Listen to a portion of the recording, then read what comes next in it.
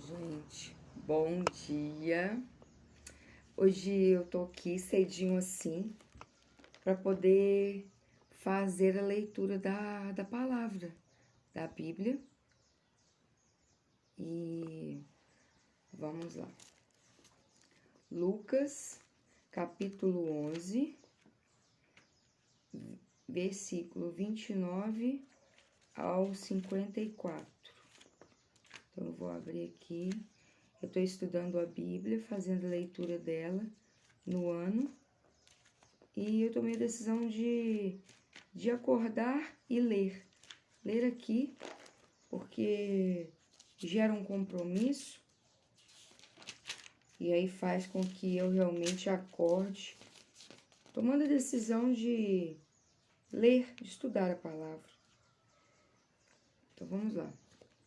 Lucas capítulo 11, versículo 29 ao 54. O sinal de Jonas. Como afluíssem as multidões, passou Jesus a dizer: Esta é a geração perversa. Pede sinal, mas nenhum sinal lhe será dado, senão de Jonas. Porque assim como Jonas foi sinal para os ninivitas, o Filho do Homem o será para esta geração. A rainha do sul se levantará no juízo com os homens desta geração e os condenará, porque veio dos confins da terra para ouvir a sabedoria de Salomão. E eis aqui está quem é maior do que Salomão. Os ninivetas se levantarão no juízo com esta geração e a condenarão, porque se arrependeram com a pregação de Jonas. E eis aqui está quem é maior do que Jonas. A parábola da candeia. Espera um pouquinho, que a gente vai fazer a leitura da parábola da candeia. Então, vamos lá, até o versículo 54. Vamos lá, vamos nos posicionar aqui e deixar Deus falar conosco, porque não existe nada melhor do que a gente iniciar o dia fazendo a leitura, da palavra. A parábola da candeia. Ninguém, depois de acender uma candeia, a põe em lugar escondido, nem debaixo do alqueire, mas no velador, a fim de que os que entram vejam a luz. São os teus olhos a lâmpada do teu corpo. Se os teus olhos forem bons, todo o teu corpo será luminoso, mas se forem maus, o teu corpo ficará nas trevas. Repara, pois, que a luz que há em ti não sejam trevas. Se, portanto, todo o teu corpo for luminoso, sem ter qualquer parte em trevas, será todo resplandecente, como a candeia, que te ilumina em plena luz. Jesus censura os fariseus. Ao falar Jesus essas palavras, um fariseu o convidou para ir comer com ele. Então, entrando, tomou lugar à mesa. O fariseu, porém, admirou-se ao ver que Jesus não se lavara primeiro antes de comer. O Senhor, porém, lhe disse: Vós, fariseus, limpais o exterior do corpo e do prato, mas o vosso interior está cheio de rapina e perversidade. Insensatos, quem fez o exterior não é o mesmo que fez o interior? Antes, dai esmola do que tiverdes, e tudo vos será limpo. Mas ai de vós, fariseus, porque dais o dízimo da hortelã, da arruda e de todas as hortaliças, e desprezais a justiça e o amor de Deus. Desvieis, porém, fazer estas coisas sem omitir aquelas. Ai de vós, fariseus, porque gostais da primeira cadeira nas sinagogas e das saudações na praça. Ai de vós que sois como as sepulturas invisíveis, como as quais os homens passam sem o saber. Ai dos intérpretes da lei. Então, respondendo um dos intérpretes da lei, disse a Jesus: Mestre, Dizendo estas coisas, também nos ofendes a nós outros. Mas ele respondeu: ai de vós também, intérpretes da lei, porque sobrecarregais os homens com fardos superiores às suas forças, mas vós mesmos nem com um dedo os tocais. Ai de vós, porque edificais os túmulos dos profetas, vossos pais assinaram. Adelina, eu estou em Lucas capítulo 11, versículo 46. Mas ele respondeu: ai de vós também, intérpretes da lei, porque sobrecarregais os homens com fardos superiores às suas forças, mas vós mesmos nem com um dedo os tocais. Ai de vós, porque edificais os túmulos dos profetas, que vossos pais assinaram. Assim, sois testemunhas e aprovais com cumplicidade as obras de vossos pais, porque eles mataram os profetas, e vós lhes edificais os túmulos.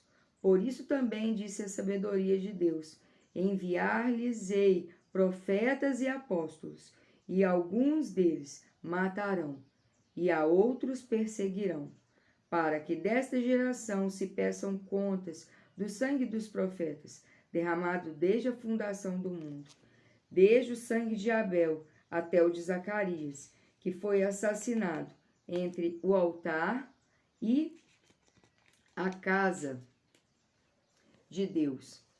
Assim eu vos afirmo, contas serão pedidas a esta geração. Ai de vós, intérpretes da lei, porque tomastes a chave da ciência. Contudo, vós mesmos não entrastes e impedistes os que estavam entrando. O plano de tirar a vida de Jesus.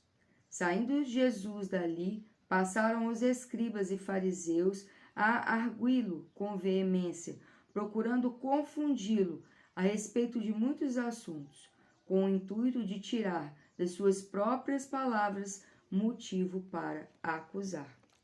Agora a gente vai para Gênesis, capítulo 20. Gente, para quem chegou agora, eu estou fazendo a leitura da Bíblia anual. E aí tem todo um programa, tá? De leitura da Bíblia. Então, eu estou fazendo a leitura agora na parte da manhã, tá bom? Eu acordo e começo a leitura aqui, na internet. Abraão e Sara peregrinam em Gerar. Então, Gênesis capítulo 20. Partindo Abraão dali para a terra de Negueb, habitou em Cádiz e Sur, e morou em Gerar. Disse Abraão de Sara, sua mulher: ela é minha irmã. Assim, pois, Abimeleque, rei de Gerar, mandou buscá-la. Deus, porém, veio a Abimeleque em sonhos de noite e lhe disse: vai ser punido de morte, por causa da mulher que tomastes, porque ela tem marido. Ora, Abimeleque ainda não a havia possuído. Por isso disse: Senhor, matarás até uma nação inocente. Não foi ele mesmo que me disse: é minha irmã? E ela também me disse: ele é meu irmão. Com sinceridade de coração e na minha inocência, foi que eu fiz isso. Respondeu-lhe Deus em sonho: bem sei que com sinceridade de coração fizestes isso, daí o ter impedido de pecares contra mim, e não te permitir que a tocares. Agora, pois, restitui a mulher a seu marido, pois ele é profeta, e intercederá por ti e viverás. Se, porém, não lhe a restituíres, sabe que certamente morrerás, tu e tudo o que é teu. Então, gente, quando a gente está em pecado, as coisas, elas, não é que a gente perde, é porque a gente não está na direção do Senhor. Gênesis capítulo 20, versículo 8 agora. Levantou-se Abimeleque de madrugada e chamou todos os seus servos, e lhes contou todas essas coisas, e os homens ficaram muito atemorizados. Então chamou Abimeleque a Abraão e lhe disse: que é isso que nos fizeste? Em que pequei eu contra ti, para trazeres tamanho pecado sobre mim e sobre o meu reino? Tu me fizestes o que não se deve fazer. Disse mais Abimeleque a Abraão: que estavas pensando para fazeres tal coisa? Respondeu Abraão: eu dizia comigo mesmo, certamente não há temor de Deus neste lugar, e eles me matarão por causa de minha mulher. Então, gente, Abraão, ele teve medo. Então, quantas vezes nós não temos medo também? Por outro lado, ela de fato é também minha irmã, filha de meu pai e não de minha mãe, e veio a ser minha mulher. Quando Deus me fez andar errante da casa de meu pai, eu disse a ela: este favor me farás. Em todo lugar em que entrarmos, dirá a meu respeito: ele é meu irmão. Então Abimeleque tomou ovelhas e bois, e servos e servas, e os deu a Abraão, e lhe restituiu a Sara, sua mulher.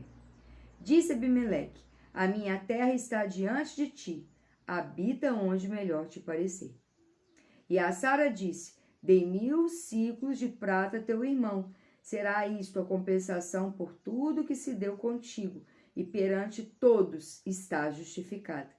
E orando Abraão, sarou Deus Abimeleque, sua mulher e suas servas, de sorte que elas puderam ter filhos. Porque o Senhor havia tornado estéril todas as mulheres da casa de Abimeleque, por causa de Sara, mulher de Abraão. Pessoas lindas, eu estou no estudo, tá? Da leitura anual da Bíblia, e agora eu vou para Salmos, capítulo 13. Então, eu vou, a partir de hoje, acordar, porque eu acordo bem cedinho, e entrar e fazer a leitura por aqui. Por quê? Porque gera um compromisso público de eu realmente me posicionar e ler a palavra, tá? Então, vamos lá. Salmos, capítulo 13. Oração de fé. Até quando, Senhor, esquecer-te-ás de mim para sempre? Até quando ocultará de mim o rosto? Até quando estarei eu relutando dentro de minha culpa, com tristeza no coração cada dia? Até quando se erguerá contra mim o meu inimigo? Atenta para mim, responda-me, Senhor, Deus meu. Ilumina-me os olhos, para que eu não durma o sono da morte. Para que eu não diga ao meu inimigo: prevaleci contra ele, e não se regozijem os meus adversários, vindo eu a vacilar. No tocante a mim, confio na tua graça, Senhor. Regozije-se o meu coração na tua salvação. Cantarei ao Senhor, porquanto me tem feito muito bem. Então, gente, olha só. Tem uma coisa que se chama confessarmos a palavra. Então, o que eu vou ensinar para vocês antes de finalizar a live? Você aprender a confessar a palavra de Deus. O que é isso? Você vai escolher um versículo ou 2, o que tocar no seu coração, e você vai trazer para você. Então, você vai falar esse versículo para você mesma. Então, vamos lá, assim, ó. Senhor, o Senhor pode me responder. Então, eu estou no versículo 3. Atenta, Senhor. O Senhor disse que pode se atentar para mim. Presta atenção em mim, meu querido Deus, meu querido Abba, Pai. Não me deixe dizer ao meu inimigo, não deixe o meu inimigo dizer que ele está prevalecendo contra mim. E os meus adversários, eles não vão se regozijar. E se eu vacilar, os meus inimigos não vão se regozijar. Eu confio, meu querido Abba Pai, na tua graça. Então, gente, eu estou no versículo 5 dos Salmos 13. Eu regozijo o meu coração na tua salvação. Eu canto ao Senhor, porque o Senhor tem me feito muito bem. Então, gente, o que acontece? A gente tem que aprender a trazer a palavra para a nossa realidade. Então, quando a gente faz isso e a gente começa a colocar a palavra de Deus de uma maneira que a gente consiga viver ela e trazer ela para a nossa realidade, então como que a gente faz isso primeiro? A gente confessa a palavra. Então, vamos lá. O Salmo 23. O Senhor é meu pastor e nada me faltará. Como é que eu confesso essa palavra? Eu confesso ela assim. Meu papai querido, o Senhor é o meu pastor. O Senhor é quem me guia. E eu confio que nada vai me faltar, porque o Senhor vai prover todas as minhas necessidades. Então, escolhe um versículo da palavra de Deus e comece a falar ele hoje durante o seu dia. Em todos os instantes que você parar, naquele instante que você estiver um pouquinho agitada, preocupada, nervosa, realmente comece a acessar esse mundo espiritual que está à sua disposição. Por que eu estou falando isso? Porque a gente enxerga muitas das vezes só com esses olhos aqui físicos e a gente esquece que existe um mundo espiritual e que se nós tomarmos a decisão, a gente pode enxergar com os olhos do nosso coração, tá bom? Então, olha só, eu vou finalizar a live. Eu fiz o estudo de hoje porque eu estou fazendo o estudo da Bíblia, tá? No ano, e a cada dia eu tenho um estudo para fazer. Então, hoje eu acordei às 4h50, mais ou menos, e quando foi 5h05, eu entrei para fazer a leitura aqui, tá bom? No Instagram. Ei, Benedita, bom dia, princesa! Então, por que eu tomei a decisão de fazer a leitura aqui? Para que eu realmente